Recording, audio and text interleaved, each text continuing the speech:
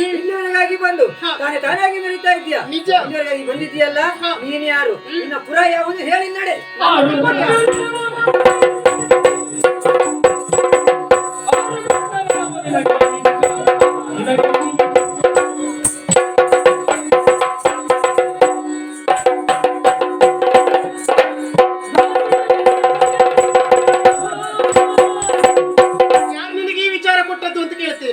ಅಲ್ಲದೆ ಹೋದ್ರೆ ಇಲ್ಲಿವರೆಗಾಗಿ ಬಂದಂತಹ ನನ್ನನ್ನು ಪ್ರಶ್ನಿಸುವುದಕ್ಕೆ ಮುಂದಾಗ್ತಾ ಇದೆಯಲ್ವಾ? ಅಪ್ಪ ನಿನ್ನ ಸೊಕ್ಕಿ, ನಾನು ಇಲ್ಲಿವರೆಗಾಗಿ ಬಂದದ್ದು ಹೌದು. ಬಂದಂತಹ ನನ್ನನ್ನು ಪ್ರಶ್ನೆ ಮಾಡ್ತಾ ಇದ್ದಿ ಅಂತ ಆದ್ರೆ ಕೇಳುವಷ್ಟು ದೊಡ್ಡ ಮಹಾನ್ ವ್ಯಕ್ತಿ ನೀನ್ ಯಾರ?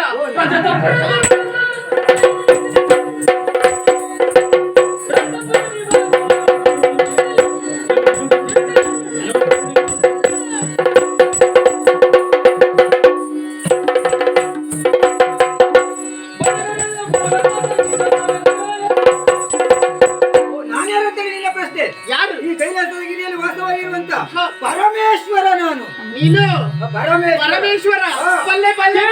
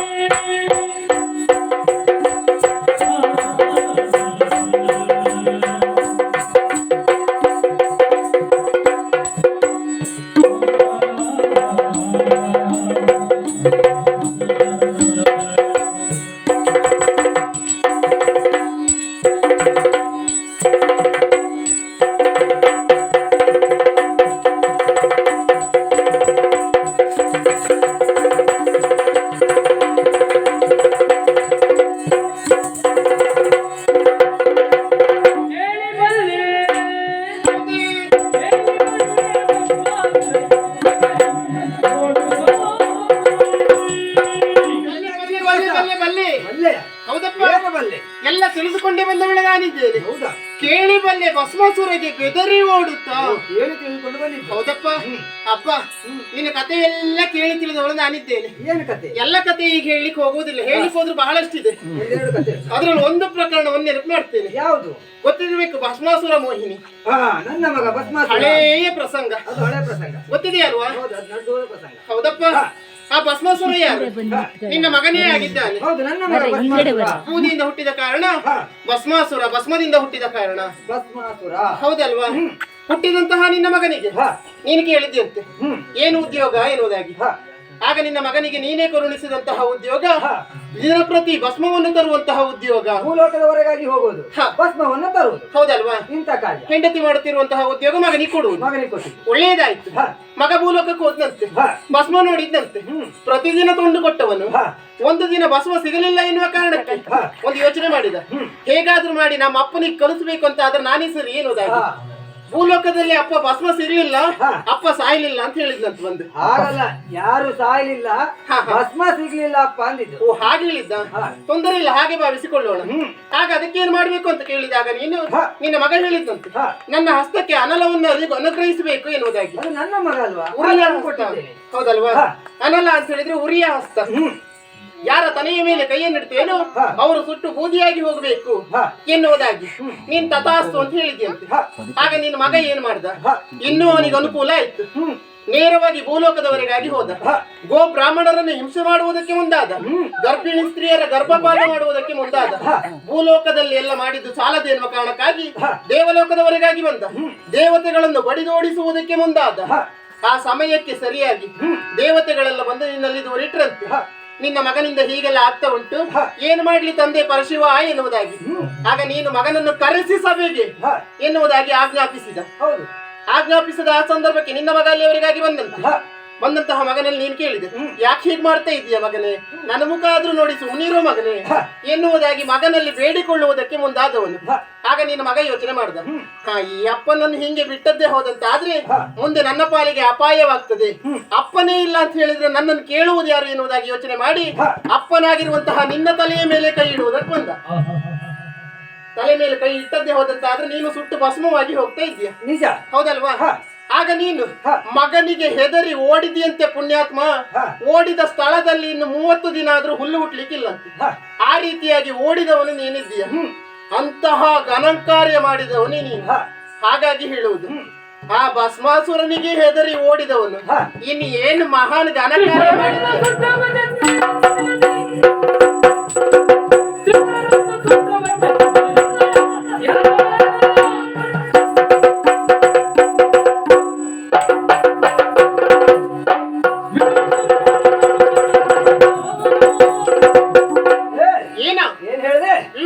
ಹೆದರಿ ಓಡಿದ್ದು ಅಂತೇಳಿ ಮಗನಿಗೆ ಹೆದರಿ ಓಡಿದ ಅಪ್ಪ, ಮಗನಿಗೆ ಹೆದರಿ ಓಡಿದ ಅಪ್ಪ ಅಂತ ನೀನು ಭಾವಿಸಿಕೊಂಡಿದ್ದು. ಮತ್ತೆ ಅದಕ್ಕೆ ಹೇಳೋದು, ಕತೆ ಕೇಳಿದ್ರೆ ಸಂಪೂರ್ಣವಾಗಿ ಕೇಳಬೇಕು ಅಂತ. ಸಂಪೂರ್ಣವಾಗಿ ಕೇಳಿಕೊಂಡೇ ಕೇಳಿದ್ದೇನೆ ಹೌದು, ಆದ್ರೆ ಮುಂದೆ ವಿಚಾರ ಉಂಟು. ಏನದು? ಯಾಕಂತ ಹೇಳಿದ್ರೆ 11 ದಿನ ಮನ್ಮಥನನ್ನು ನಾನು ಕೊಂದಿದ್ದೇನೆ. ಆ ಕಾರಣಕ್ಕಾಗಿ ನನ್ನ ವಿಷ್ಣುವಿಗೆ ಒಂದು ಅವಕಾಶ ಕೊಡ್ಬೇಕಲ್ವಾ. ಹಾಗಾಗಿ ಭಾವ ನೆಂಟರ ಲೆಕ್ಕಾಚಾರ ಸರಿ ಆಗ್ಬೇಕಲ್ಲ. ನಿಮ್ಮಿಬ್ಬರ ಲೆಕ್ಕಾಚಾರ ಇಬ್ಬರಲ್ಲೇ ಹೊಂದಾಣಿಕೆ. ಭಾವನ ಮಗನನ್ನು ನೀನು ಕೊಂದೆ, ನಿನ್ನ ಮಗನನ್ನು ಭಾವನ ಕೊಂದ. ಹಾಗಾಗಿ ಆ ರೀತಿಯಲ್ಲಿ ಮಾಡಿದ್ದು. ನಿನಗೆ ಮತ್ತೆ ಬೇರೆ ವಿಚಾರ ಗೊತ್ತಿಲ್ಲ. ಅದಷ್ಟಿರಲಿ, ಅದಕ್ಕಿಂತ ಮಿಗಿಲಾಗಿ ನೀನು ಏನು ಘನಕಾರ್ಯ ಮಾಡಿದ್ಯಾ ಅಂತ ಬೇಕಲ್ವಾ. ತ್ರಿಪುರರನ್ನು ಸುಟ್ಟಿದ್ದೀಯಾ ಎನ್ನುವುದಾಗಿ ಕೇಳಿ ತಿಳಿದವಳು ನಾನಿದ್ದೇನೆ. ಅದಂತಿರಲಿ, ಆದ್ರೂ ನಿನ್ನ ಬಗ್ಗೆ ಇನ್ನೂ ಅಷ್ಟು ಪ್ರಕರಣಗಳು ಕೇಳಿದ್ದೇನೆ. ಕಂಚಿನ ಪ್ರತಿಮೆಯನ್ನು ಮಾಡಿ ಕೂಡಿದ್ಯಂತೆ. ಎಷ್ಟು 34 ಎಷ್ಟು ಹೇಳ್ತಾರಪ್ಪ. 34 ಪ್ರತಿಮೆಗಳನ್ನು ಮಾಡಿ ನಿನ್ನ ಹೆಂಡತಿ ಎನ್ನುವುದಾಗಿ ಭೋಗಿಸುವುದಕ್ಕೆ ಮುಂದಾದವನು. ನಿನಗೆ ಹೆಣ್ಣೆ ಆಗ್ಬೇಕಂತಿಲ್ಲ. ಒಂದು ಕಂಬಕ್ಕೆ ಚಂದ ಮಾಡಿ ಸೀರೆಯನ್ನು ಸುತ್ತಿಸಿದೆ ಹೋದಂತ ಆದ್ರೆ ಆ ಕಂಬವನ್ನೇ ಹೆಣ್ಣು ಎನ್ನುವುದಾಗಿ ಮೋಹಿಸಿಕೊಂಡು ಹೋಗುವಂತಹ ಜಾತಿ ನಿನ್ನದ್ದು. ಲೋಕ ಕಲ್ಯಾಣಾರ್ಥವಾಗಿ ಮಾಡುವಂತ ಕಾರ್ಯ ಅದು. ಹೌದಾ? ಹಾಗಾಗಿ ಒಟ್ಟಾರೆಯಾಗಿ ಮಾಡುವಂತದ್ದಲ್ಲ. ಬಾಣಾಸುರನ ಮನೆಯ ಬಾಗಿಲನ್ನು ಕಾದದ್ದು ಅವನು ನನ್ನ ಪರಮ ಭಕ್ತ. ಹಾಗಾಗಿ ಭಕ್ತನ ಮನೆಯನ್ನು ಕಾಯುವುದು ನನ್ನ ಹೊಣೆಗಾರಿಕೆ. ಹೌದಾ? ನಿನ್ನಲ್ಲಿ ಮಾತನಾಡುತ್ತಾ ಕುಳಿತುಕೊಂಡೆ ಅಂತ ಆದ್ರೆ ನೀನು ಒಂದಕ್ಕೊಂದು ಪೋಣಿಸುತ್ತಾ ಹೋಗ್ತೀಯ. ಕಥೆಯನ್ನು ಮುಂದೆ ಮುಂದೆ ಎಳೆದುಕೊಂಡು ಹೋಗುವುದಕ್ಕೆ ಶುರು ಮಾಡ್ತೀಯ. ಹಾಗಾಗಿ ಇದು ಇಲ್ಲಿಯವರೆಗಾಗಿ ಬರುವುದು ಬಂದಿದ್ದೇನೆ. ನಾನು ಬಂದ ಕಾರ್ಯ ಏನು ಧರೆಯ ದಿಗ್ವಿಜಯ ಮಾಡಬೇಕು ಎನ್ನುವುದಾಗಿ ಹಾಗೆ ಎಲ್ಲಾ ಕಡೆಯಲ್ಲೂ ಜಯಗೊಂಡಂತಹ ನಾನು ನಿನ್ನಂತವರು ಅದೆಷ್ಟೋ ಜನ ನನ್ನ ಮುಂಭಾಗಕ್ಕೆ ಬಂದು ನಿಂತಿದ್ದಾರೆ ಅವರ ಸೊಕ್ಕನ್ನೆಲ್ಲ ಮುರಿದು ಕೈಲಾಸವನ್ನು ಇನ್ನೇನು ಏರಿ ಬರಬೇಕು ಎನ್ನುವುದಾಗಿ ನಿನ್ನ ಮಗನಾಗಿರುವಂತಹ ನಂದಿಯೇ ನನ್ನ ಮುಂಭಾಗದಲ್ಲಿ ಬಂದ ಉದ್ದಟತನದ ಮಾತನಾಡುವುದಕ್ಕೆ ಮುಂದಾದ ಆಗ ಆ ನಂದಿಗೆ 4 ಬಡಿದು ಆ ನಂದಿಯ ಉದರವನ್ನು ಸೀಳಿ ಆ ಕರುಳನ್ನೇ ಅವನಿಗೆ ಮಾನ ಮಾಡಿ ಹಾಕಿದವಳು ನಾನಿದ್ದೇನೆ. ಅಷ್ಟೇ ಅಲ್ಲದೆ ನಾಲಿಗೆಯನ್ನು ಸೀಳಿದವಳು ನಾನಿದ್ದೇನೆ. ಇಂತಹ ಘನ ಕಾರ್ಯ ಮಾಡಿದಂತಹ ನನ್ನಲ್ಲಿ ನೀನು ಬಂದು ಎಷ್ಟು ಮಾತನಾಡುವುದಲ್ಲ, ನಿನಗೆ ತಕ್ಕ ಪಾಠ ಕಲಿಸಬೇಕು ಅಂತಾದ್ರೆ ಮಾಡುವಂತಹ ಯುದ್ಧದಲ್ಲಿ ನಿನ್ನನ್ನು ಮಣ್ಣು ಮುಕ್ಕಿಸ್ತೇನೆ.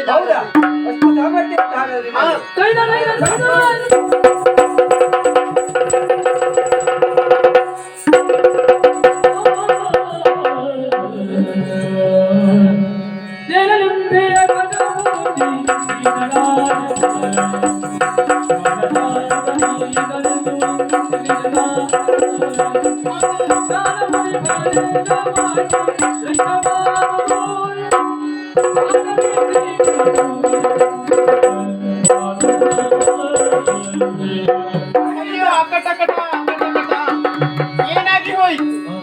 ಯುದ್ಧ ಮಾಡುತ್ತಾ ಇರುವಂತಹ ಸಂದರ್ಭ ನನ್ನ ಪಾಲಿಗೆ ಸೋಲಾಯಿತಲ್ಲಿ.